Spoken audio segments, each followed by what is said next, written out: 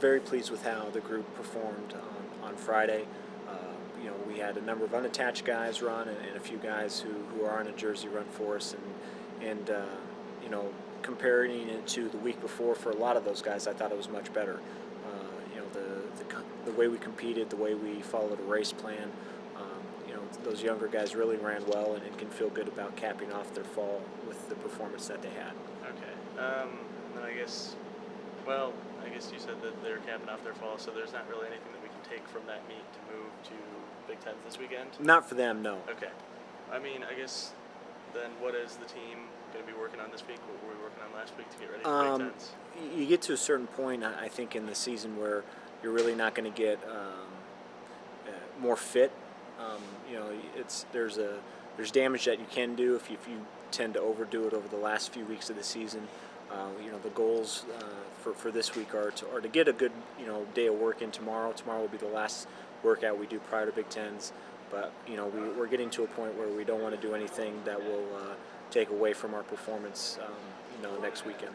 Okay, then I guess how do you think the team is looking going into Big Tens? Well, I think we continuing to look good. I think we've been ready to compete at every meet we've gone to this year. We're healthy. We've trained well. So I don't think there's been any difference in the way we've looked, in this past week, compared to weeks prior to that. Okay. If there was a key to success or multiple, what do we need to do to succeed at Big Tens? I think the big thing in any sort of championship race you have is being aware of what's going on. We need to have a very good grasp of how the race is playing itself out and be prepared to do what it is within the race we're planning on doing.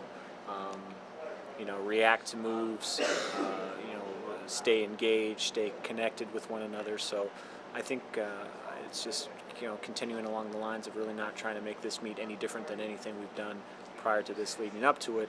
And I think we did a good job of that at Wisconsin, and now it's just continuing to do that at Big Tens this week. So Big Tens is at Purdue, right? Correct. Do you think there's any, I don't know how to phrase this, do we have any added advantage having run Purdue twice already this year? I don't know. I think that's why everyone goes over there. There were 4 or 5 teams at the pre-Big Ten meet, in September.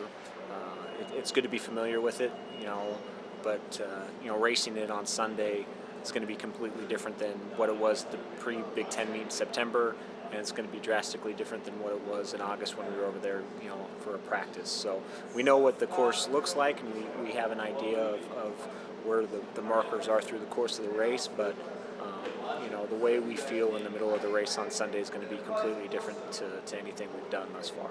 Okay, and I guess I'll finish on this. What does the course look like? It's a 3 loops course, which is nice. You're going to have a very good gauge of where you're at through the whole thing.